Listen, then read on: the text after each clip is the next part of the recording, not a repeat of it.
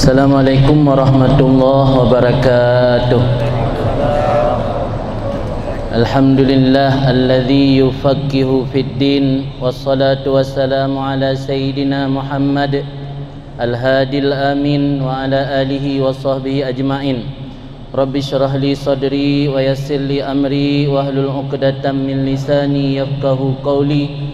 Rabbi yassir wa la tu'assir, Rabbi tammim bil khair, subhanaka la ilma lana illa ma 'allamtana innaka antal alimul hakim. Amma ba'. Yang saya hormati Abun sebagai imam ataupun pengurus Masjid Raya Pasir Pantai Labu serta seluruh jajarannya. Yang saya hormati para guru-guru yang lain yang ikut hadir bersama kita, yang tidak mungkin saya sebut nama satu persatu. Mudah-mudahan selalu dalam rahmat dan ridha Allah Subhanahu wa taala.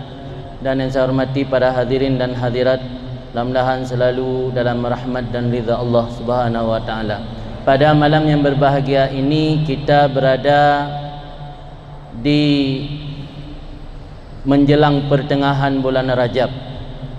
Karena tema yang diberi oleh panitia tentang sakralitas salat dalam membentuk etika sosial masyarakat, maka yang pertama kita bahas atau poin pertama yang kita kaji pada malam ini adalah berkaitan dengan Rajab terlebih dahulu. Ketahuilah bulan Rajab adalah salah satu daripada bulan haram atau Ashhurul Hurum. Bulan haram dalam Islam ada 3 yang berturut-turut, Zulqa'dah, Zulhijjah dan Muharram. Kemudian ada satu yang terpisah, yaitu bulan Rajab. Bulan Rajab secara filosofis terdiri dari lafaz Rajaba yang berarti Rajab maknanya adalah ta'zim.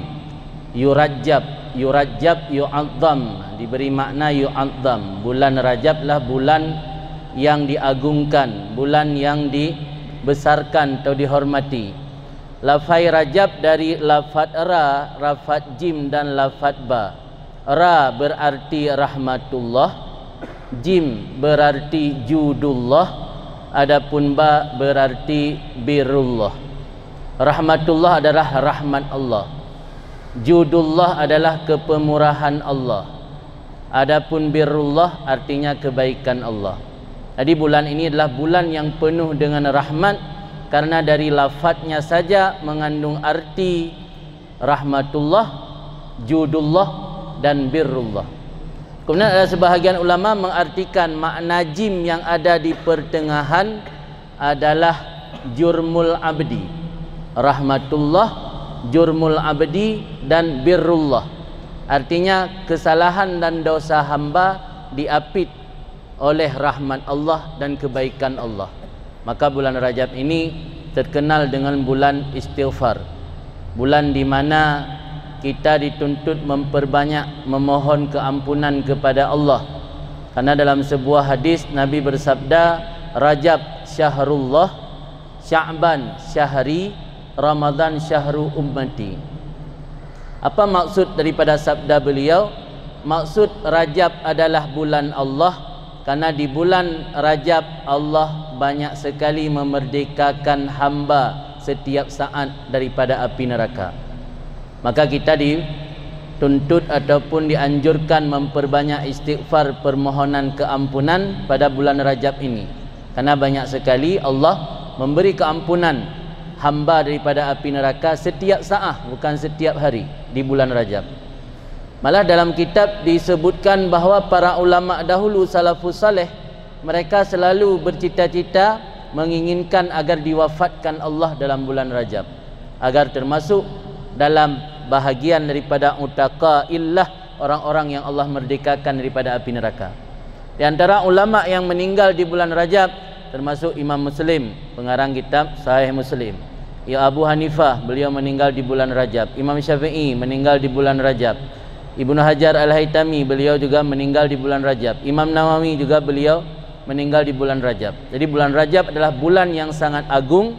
Banyak sekali orang dulu, para salafus saleh, mereka bercita-cita agar Allah wafatkan dalam bulan Rajab tersebut.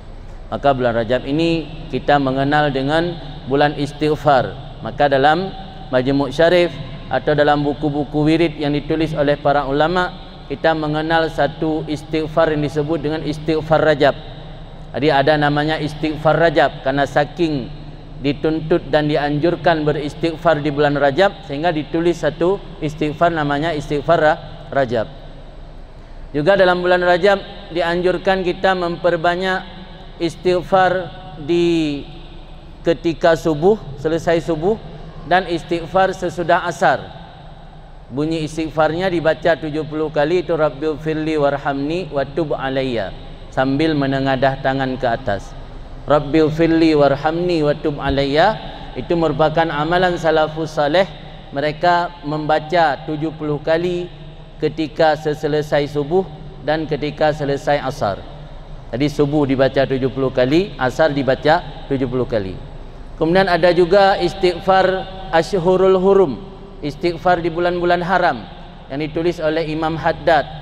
Bunyi istighfarnya Astaghfirullahaladzim alladzi la ilaha illa huwal hayyul qayyum wa atubu ilaih taubata 'abdin zalimin la yamliku li nafsihi dharra wala naf'a wala mauta wala hayata wala nusyura. Dibaca 7 kali sesudah salat asar, khusus sesudah salat asar. Itu namanya istighfar bulan haram. Dibaca, dianjurkan perbanyak baca ketika bulan Rajab, bulan Dzulqa'dah, Dzulhijjah dan Muharram. Dalam satu faedah disebutkan, barang siapa yang membaca istighfar bulan haram tersebut, maka Allah akan memerintahkan kepada malaikat yang mencatat amal kejahatan kita untuk dibakar catatan amal kejahatan tersebut.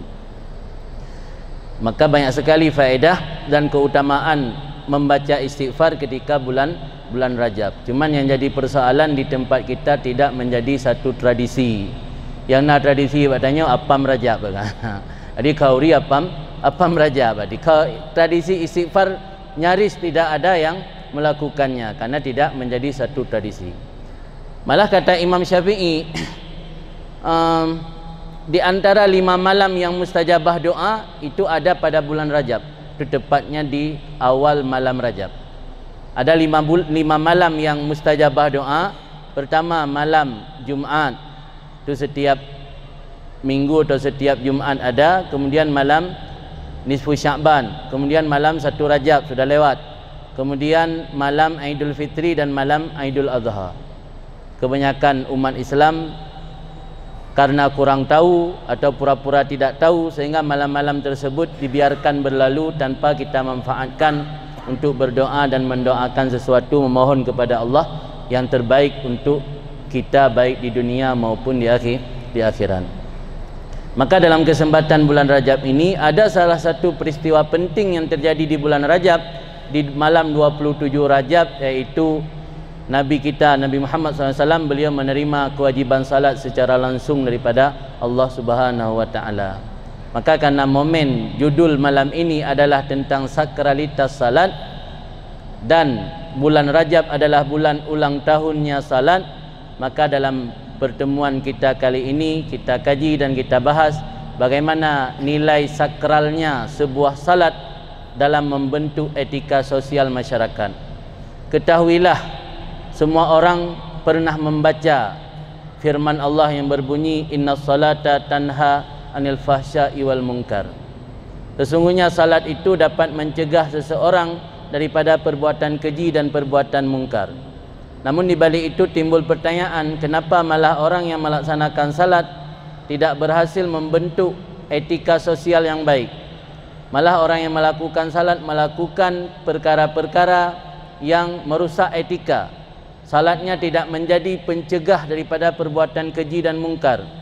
Ketahuilah bahwa para ulama ketika menafsirkan firman Allah, para ulama menjelaskan ataupun mensyarah firman tersebut dengan kata mereka, salat yang benar-benar dapat mencegah daripada perbuatan keji dan mungkar adalah salat yang dilakukan dengan penuh kekhusyukan dan hudur hati. Karena amalan ibadat yang kita lakukan itu hanya gambaran. Kata Ibnu Athaillah As-Sakandari, al-a'mal suratun qaimah. Amal perbuatan itu adalah gambaran yang berdiri tegak. sama lagi patung, sama lagi monumen ataupun patung. Suratun qaimah, gambaran yang berdiri tegak. Wa arwahuha, adapun roh, jiwa nyawang daripada amalan adalah wujudu sirril ikhlas fiha, adanya rahasia keikhlasan dalam amal tersebut. Keikhlasan dalam sebuah amal ibadat itulah yang menjadi ruh ataupun nyawa daripada sebuah amal ibadat. Maka ketika kita melaksanakan ibadat salat tanpa dibarengi oleh keikhlasan dan hudur hati yang fokus melaksanakan salat, berarti salat kita hanya ibarat suratun kaimah, gambaran yang berdiri tegak tanpa bernyawa. Malah Imam Ghazali dalam kitab beliau Al-Arba'in fi Usuluddin, beliau menjelaskan orang yang melaksanakan salat tanpa hadir hati, tanpa kekusyukan, maka bagaikan orang yang menghadiahi seorang budak yang tanpa bernyawa. Kita memberi hadiah kepada seorang raja budak yang tanpa nyawa ke almarhum. Kira-kira senang raja menerima atau tidak? Allah tidak senang menerima ibadat kita yang tidak memiliki kekusyukan dan keikhlasan. Karena ruh daripada amalan adalah adanya keikhlasan dalam amalan yang kita kerjakan tersebut. Bukan hanya amal gerakan-gerakan fisik zahir yang kita lakukan, yang itu hanya gambaran suratun kaimah saja. Maka karena itu dalam momen bulan Rajab ini coba kita perbaiki kembali salat kita, apakah sudah benar-benar kita melaksanakan salat dengan sempurna? Karena Allah memerintahkan kita aqimus salah, bukan sallu. Kira-kira ada dalam Al-Quran ayat yang berbunyi sallu, yang bermakna salat, bukan yang bermakna salawat? Pasti kita tidak akan memperdapatkan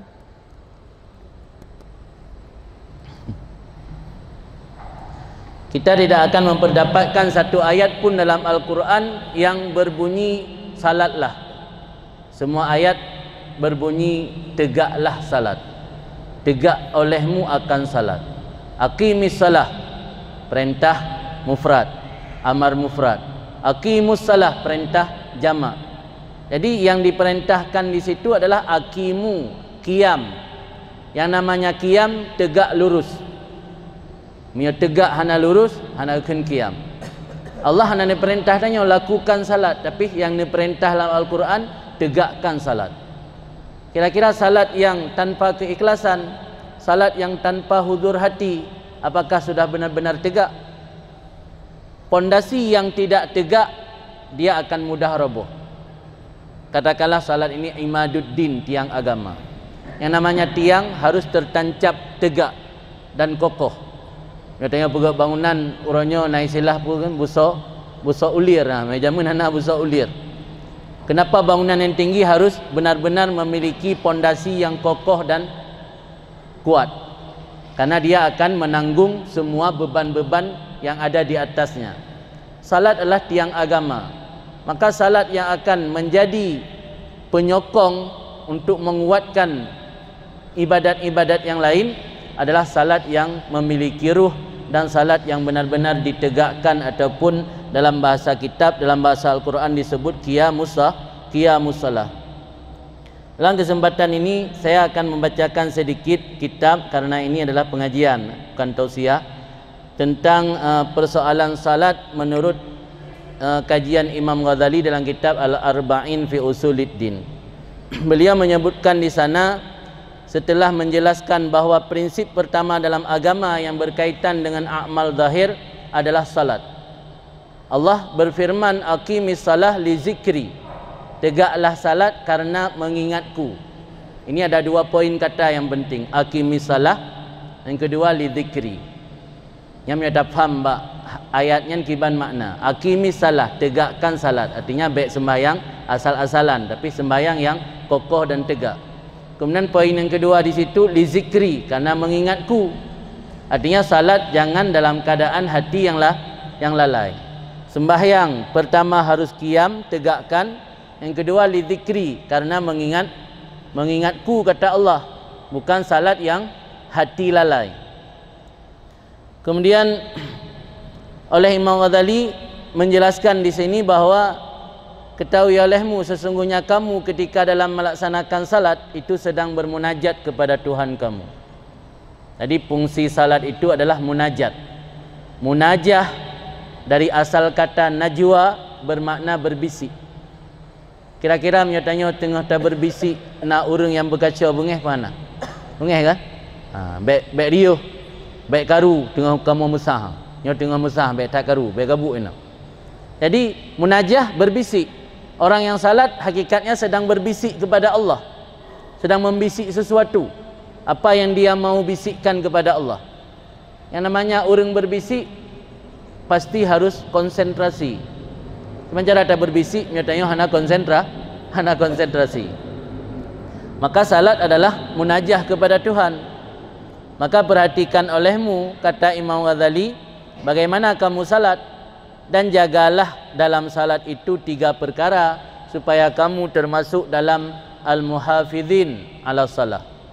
Orang yang muhafizin ala salah. Dalam Al-Quran banyak ayat yang Allah memuji al-muhafizin ala salah. Salah satunya di surat Al-An'am ketika Allah menyebut tentang orang-orang yang beriman dengan akhirat. Mereka adalah orang yang beriman dengan Allah, wa hum ala salatihim yuhafizun.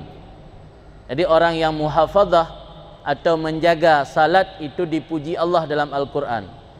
Kira-kira kalau untuk mencapai derajat orang yang menjaga salat, apa saja yang perlu diperhatikan? Ada 3 aspek. 3 aspek yang perlu diperhatikan kalau kita ingin sampai kepada derajat atau tingkatan orang yang muhafizin li salat. Pertama, perhatikan taharah, suci. Kapan kita perhatikan suci itu? Sebelum salat. Berarti kalau ingin salat kita benar-benar salat yang dituntut oleh agama, itu diperhatikan malah prasalat, bukan ketika melaksanakan salat. Jauh sebelum melaksanakan salat ada hal-hal yang harus diperhatikan agar salat kita benar, agar salat kita termasuk dalam salat yang orang yang menjaga salat. Bagaimana maksud muhafazah ala taharah? Jaga suci. Pu jaga sucinya berarti baik madah-hadah kemenan. Maksud muhafazah ala taharah ketika melakukan suci dalam arti berwuduk, melakukan dengan cara-cara yang benar dan cara-cara sempurna. Itu maksud daripada muhafazah. Wuduk dengan cara sempurna ya golem tak sembahyang. Gimana cara sempurna wuduk? Apakah wuduk kita selama ini belum sempurna? Wuduk yang sempurna menurut penjelasan Imam Ghazali mengerjakan seluruh yang disunat-sunatkan dalam wuduk dan membaca seluruh zikir-zikir yang ada pada wuduk. Tim yang hanjit apai? Pihak tempe gertah bak dempa wuduk. Tempe gertah dempa wuduk, pres mengambil belut. Ketika ingin tanik basuh anggota wuduk, setiap anggota baca doa-doa yang dianjurkan dibaca pada setiap anggota wuduk. Nyan baru gekeun muhafazah ala taharah. Ni hana keun muhafazah ala taharah lah. Wuduk daya wuduk yang penting enggak sah. Yang penting wuduk sah. Pun nada taslis, lega tarah setiap anggota wuduk, nada baca setiap zikir-zikir yang disunatkan baca ketika berwuduk. Kemudian termasuk dalam kategori muhafazah atih taharah, yaitu teliti dalam persoalan kesucian pakaian, kesucian badan, kemudian kesucian air yang kita pergunakan untuk berwudu. Orangnya le urang kurang peremen ketika saat berwudu, apakah air yang dipakai untuk membasuh anggota wudu sudah memenuhi syarat-syarat kesucian. Orang yang pernah belajar taharah pasti dia akan bisa membedakan mana air yang tahur, mana air yang tahir. Air tahir, air suci. Ithitrub cap patung, tahir, suci. Air kopi, suci. Air teh, suci. Tapi tidak tahur, tidak menyucikan. Beda antara suci dan menyucikan. Sifat atau kriteria menyucikan air akan hilang ketika air tersebut berbaur atau bercampur dengan benda suci.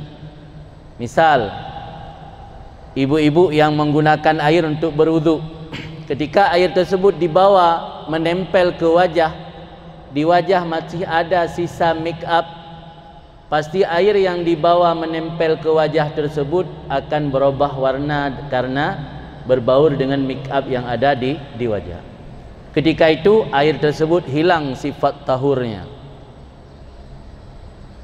Apakah kita pernah memperhatikan sampai sedetil itu?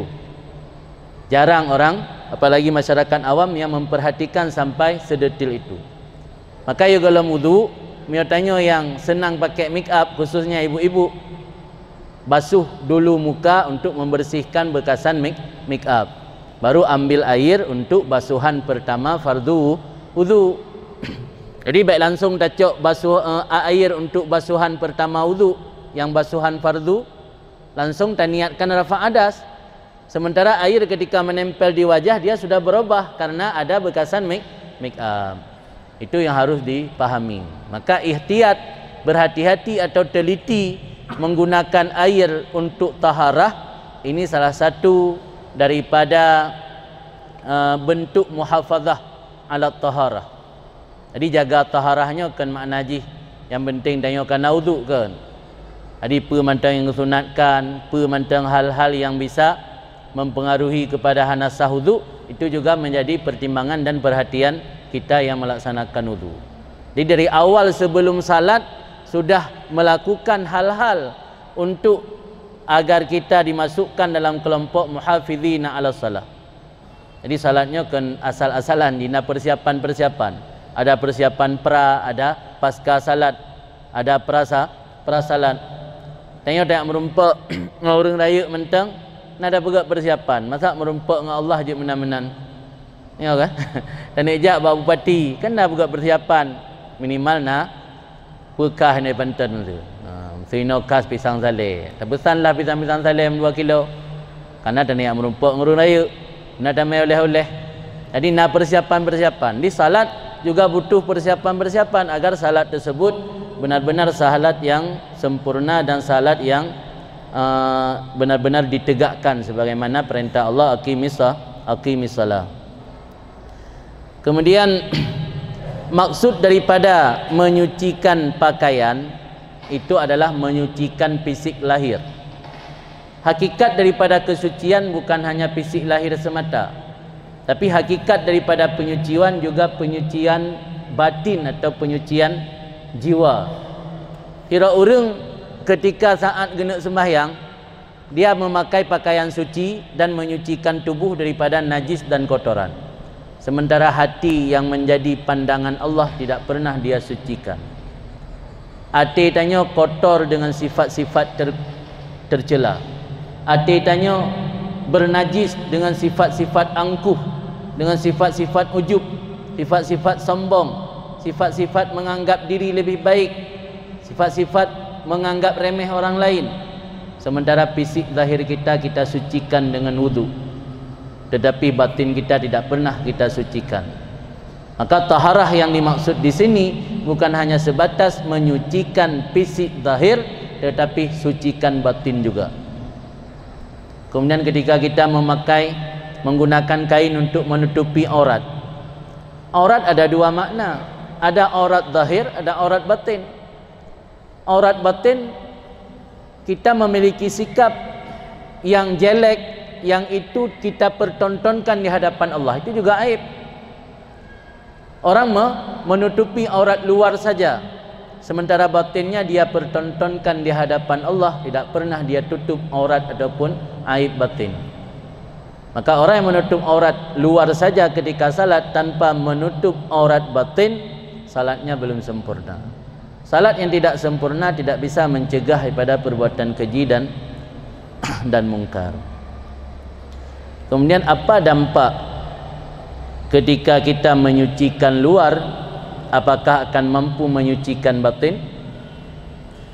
Ketika kita menyucikan luar, yang menjadi salah satu perintah sebagai syarat untuk sah salat, ternyata memberi pengaruh untuk menyucikan batin.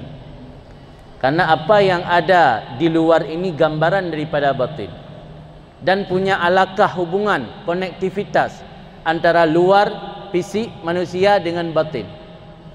Ada satu analogi ataupun perbandingan yang dibuat oleh Imam Ghazali dalam kitab Arba'in fi Usuluddin. Kata beliau, bukti bahawa antara luar dengan batin memiliki alaqah ataupun konektivitas ini bahasa Ino.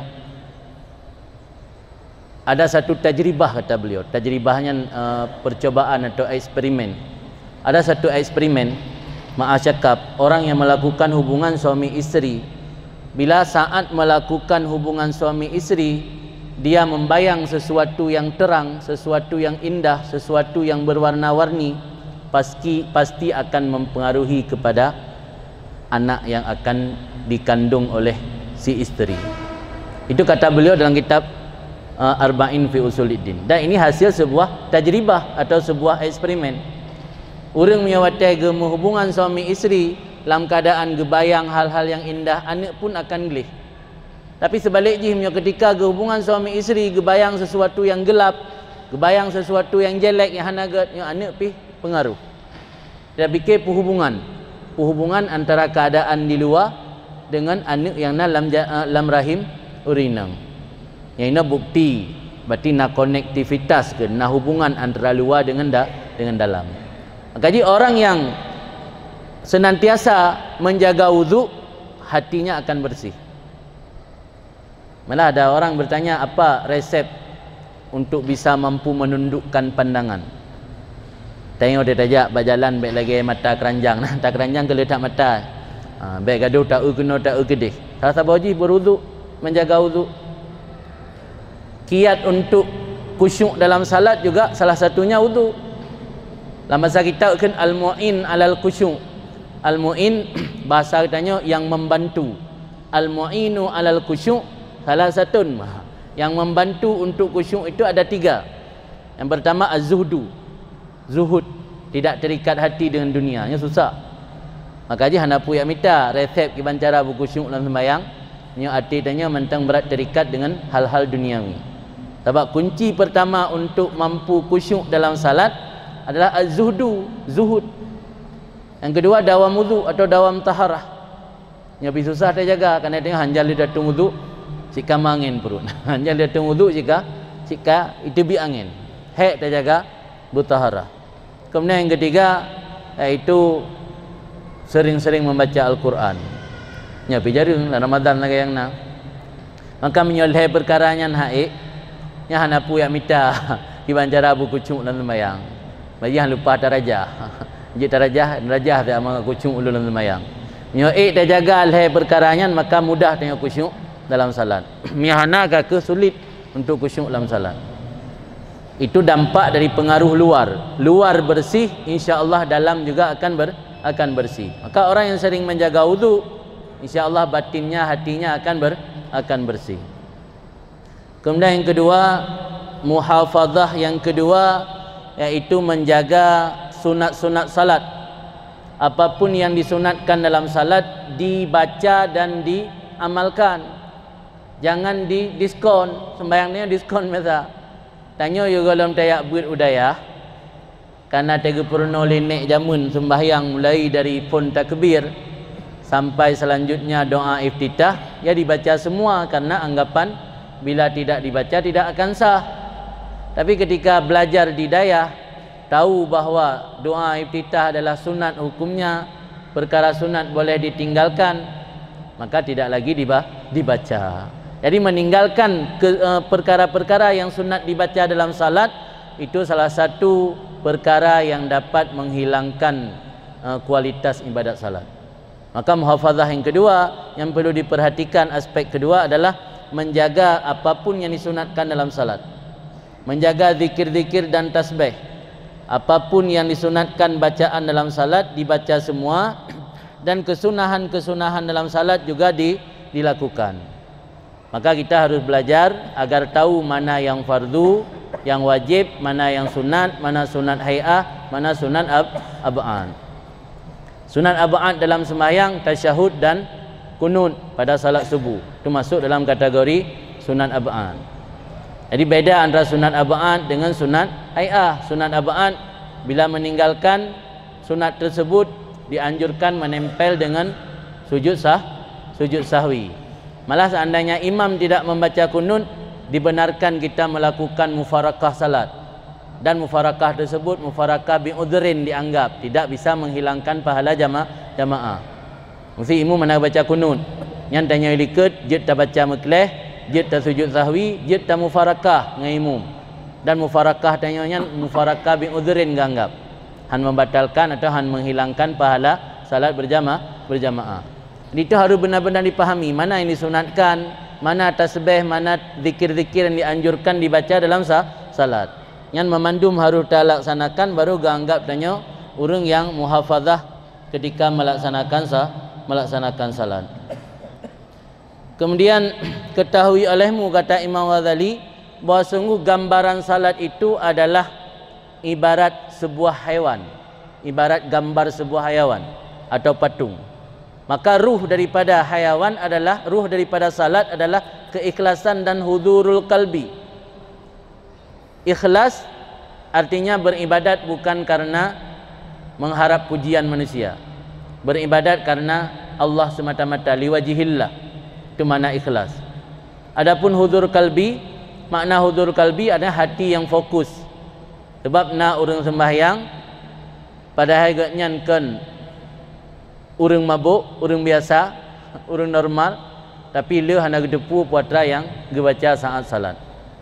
Tak sabah perkara untuk mendukung agar bisa hudur hati saat salat, pahami dulu apa makna daripada setiap bacaan dalam salat. Maka kunci pertama untuk salat khusyuk adalah tafahum dulu. Pahami apa yang dibaca itu. Tak ada baca inna salati wa nusuki wa mahyaya bertadupu pun makna. Sebab yang hana tadupu pun makna bacaan, hati tayo hana akan hudur, han fokus hati tayo. Konsentrasi tayo hana bisa. Mangi bancara hana tayak but, hana tadupu. Mio tayo datim. Nah, cara pengajian di kampung di Aceh hampir semua desa ada pengajian mingguan atau pengajian Jumatan. Tak ajak bak gurai yang semua beut. Nyo mu padum ga Jumaat. Tak beut khusus terjemah doa dalam sembahyang. Supaya dia katanya saat ada sembahyang tak pahami setiap makna daripada bacaan-bacaan tersebut. Mio datim na cara. Kecuali hana datim. Yang jadi masalah kan bah hana tim. Sebab mio datim hana alasan hanjut. Sebab gurai letak ya Aceh. Aceh hana termasuk daerah yang orang jahil ma'zur, gak anggap uzur. Orang jahil ma'zur dua buah kategori ji. Pertama, man karuba aduhu minal Islam, orang yang tahu masa dengan Islam, bang tamu Islam. Yang kedua, man nasya'a ba'idan anil ulama, orang yang hidup tumbuh jauh daripada orang yang mengerti. Orang Aceh hana tamang lam salah satu dari dua kategorinya. Tanyakan muallaf kan orang madam Islam, dan tanya masyarakat Aceh kan orang yang udip jiuh daripada orang yang mufhum agama. Maka menyona orang Aceh yang jahil tidak paham, yang jahil yang tidak dianggap uzur, tidak dimaafkan. Karena jahil yang dimaafkan hanya dua kategori, muallaf ataupun orang yang udip jiuh dengan ulama.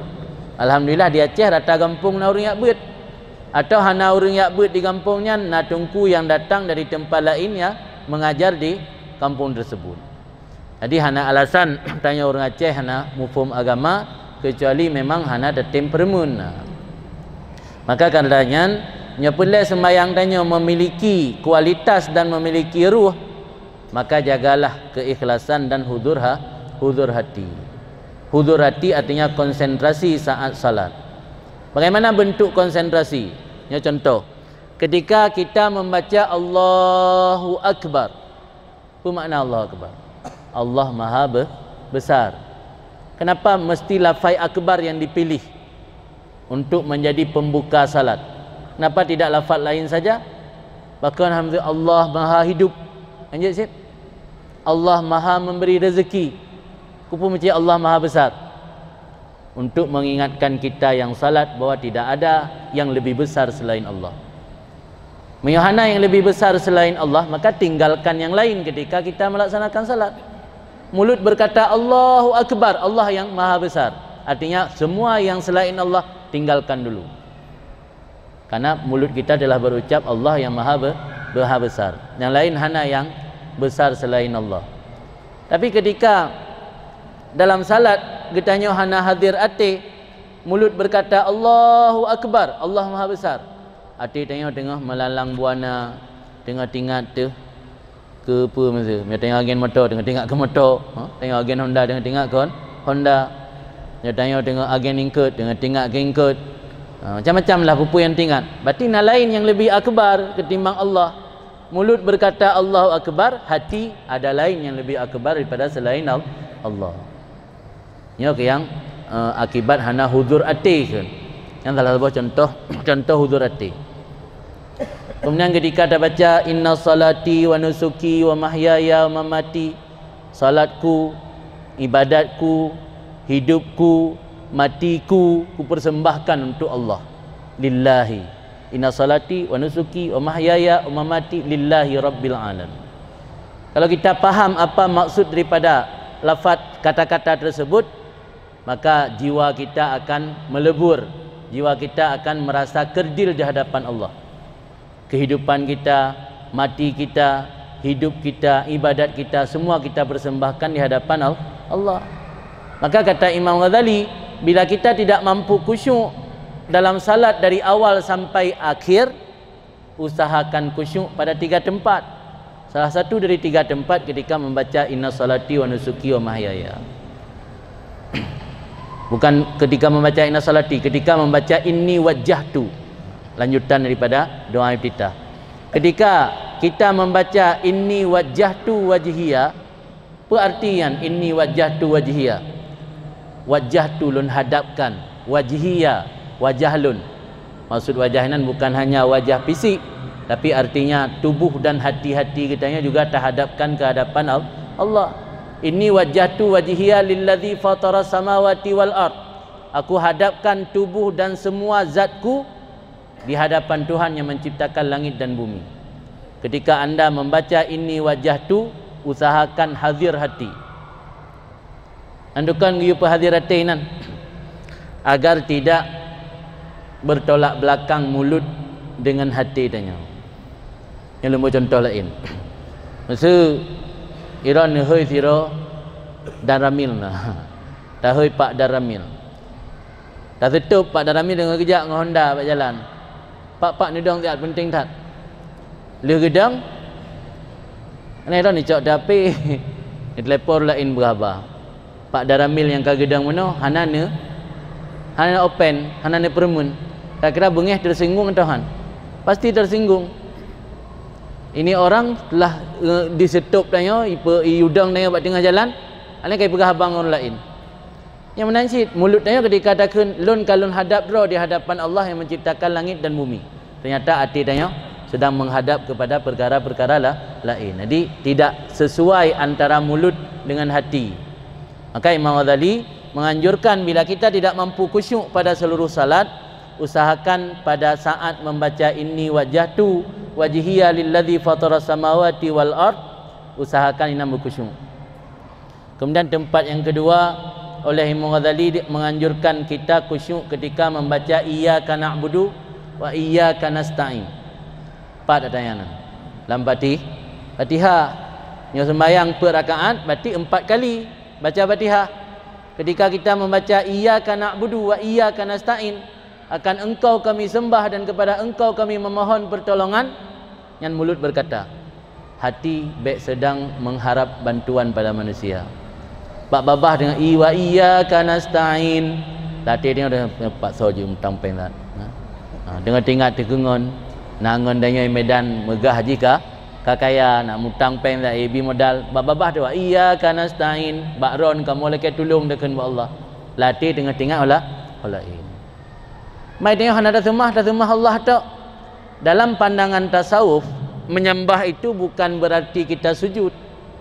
Nah, satu ungkapan dari ulama, man ahabba syai'an fa huwa abdullahu. Orang yang mencintai sesuatu, dia menghambakan diri kepada sesuatu. Tanya cinta tak ke motor. Hanjir mencurih mecut, hanjir kena uji, hanjir melehop. Ini pelamit lima motor. Ini abdullahu nya kan makna haji tak sembah sujud ke materi, ke harta benda. Orang yang mencintai sesuatu, dia akan diperbudak oleh sesuatu. Babah tanya, wa iyyaka na'budu, drone kamu sembah wahai Allah. Pi hati tanya tengah berat hat mukumat dengan harta benda duniawi. Maka usahakan khusyuk saat membaca iyyaka na'budu wa iyyaka nasta'in. Kemudian yang ketiga, usahakan khusyuk ketika membaca salawat kepada Nabi. Salatu ala Assalamu alaina wa ala ibadillahi salihin. Assalamu alayka ayyuhar rasul. Assalamu alaina wa ala ibadillahi salihin. Tetapi salim ke Rasul pada duduk tasyahud, apakah tasyahud awal atau tasyahud akhir, usahakan berkhusyuk. Karena tidak ada wasilah perantara antara Allah dengan kita selain Nabi Muhammad SAW. Dan ini juga yang menjadi hikmat. Bahkan pada saat Nabi naik Sidratul Muntaha, malaikat Jibril pergi kemah natret. Padahal dari Makkah menuju Baitul Maqdis, Jibril menemani Rasulullah. Naik langit pertama sampai langit ketujuh, Jibril menemani Rasulullah. Tapi pada saat Nabi naik ke sebuah tempat yang kagak janji oleh Allah, malaikat Jibril ge atret hanale ge peik, hanale ge temani Rasulullah. Sehingga menyebut ge paksa ge ge perah dalam riwayat tutung. Nyandum hana bisa gelewati ge tembus cahayanya. Apa hikmat ji? Hikmat dia untuk menunjukkan tidak ada perantara antara kita dengan Allah kecuali satu, iaitu Nabi Muhammad SAW. Malaikat pun tidak menjadi perantara antara kitanya dengan Allah. Hanya Nabi Muhammad perantara antara kitanya dengan Allah. Maka tetapi salim ke Nabi, karena salim kitanya gepetruk oleh Allah ke Nabi, maka Nabi dengan hati yang huzur, hati yang konsen, baik hati yang lalu. Nya ke lebuh tempat, usahakan berkhusyuk saat terlaksanakan sembahyang, meskipun hanya itim khusyuk di selain tempatnya. Kemudian yang kelima yang terakhir, kerana yang kebiwate, muhafazah yang kelima iaitu menjaga ruh salat. Ruh salat yang keikhlasan, huzur hati saat terlaksanakan salat, dan hati kitanya bertahayati setiap makna-makna yang kitanya baca dalam setiap zikir dan dalam setiap salat. Maka tidak melakukan sujud dan tidak melakukan rukuk kecuali hati juga ikut rukuk. Saat tubuh tanya rukuk, saat tubuh tanya sujud, hati tanya juga sujud di hadapan Allah. Yang makna hati sujud di hadapan Allah, artinya hati tanya merasa hina, merasa kerdil dan merasa butuh kepada Allah Subhanahu wa taala. Yang makna sujud hati. Pakan hikmat saat tarukuk dan tasujud giyu baca tasbih. Subhana rabbiyal azimi wa bihamdi. Subhana rabbiyal a'la wa bihamdi. Pakan giyu baca subhana. Makna subhana maha suci Allah. Ketika kitanya rukuk, rukuknya merendah. Tak baca zikir Allah maha suci daripada sifat rendah. Ketika tasujud, sujudnya lebih rendah dalam. Tak baca tasbih menunjukkan berarti Allah maha suci daripada sifat rendah. Dan bukan hanya ketika rukuk dan sujud, teruk bak watai tajak bak jalan yang menurun, nak hadis yang enggak anjurkan tanya baca tasbih untuk mengisyarah bahwa Allah tidak pernah memiliki sifat rendah, beda dengan manusia. Tanya dalam sembahyang rendah hati sujud, tapi Allah tidak memiliki sifat rendah. Maka pada saat tasbih, saat rukuk dan sujud, kan bacaan doa lain you baca, tapi tasbih. Yang kira-kira lebar tempat. Mudah-mudahan dalam momen kesempatan bulan Rajab kalinya bisa kitanya bangkitkan salat kitanya jadikan salat tanya baik hanya salat yang lagi wateban balik, tapi salat yang memiliki kualitas yang tinggi. Dengan salat yang kabutui dan salat yang memiliki ruh, insya-Allah akan memberi dampak positif kepada etika sosial tanya. Baru wujud ke sira manusia yang memiliki akhlak yang jero. Karena terpancar daripada salat yang ganya lakukan akan membentuk watak getanya menjadi watak yang memiliki etika yang baik dan etika yang mulia. Maka usahakan baik sampai karab tahu ba Allah sembayang lagi oteban balik. Hana peningkatan. Lagi jamun banjir ge purno lenek atau ge purno le gure atau ubut jamun ba TPA, karab tahu ba Allah mantang lagi sat peningkatan salat tanya hana. Salatnya hanya peningkatan kualitas ji. Kualitas salat baik hanya menjaga fisik luar, tapi jaga terus tingkat batin dan hati juga perlu diperhatikan dan dipertimbangkan dalam salat. Mudah-mudahan Edno menonton tausiah singkat, karena sesi yang kedua itu sesi tanya jawab. Silakan Bapak Ibu bertanya apakah yang berkenaan dengan materi ataupun hal-hal agama yang lain, dipersilakan.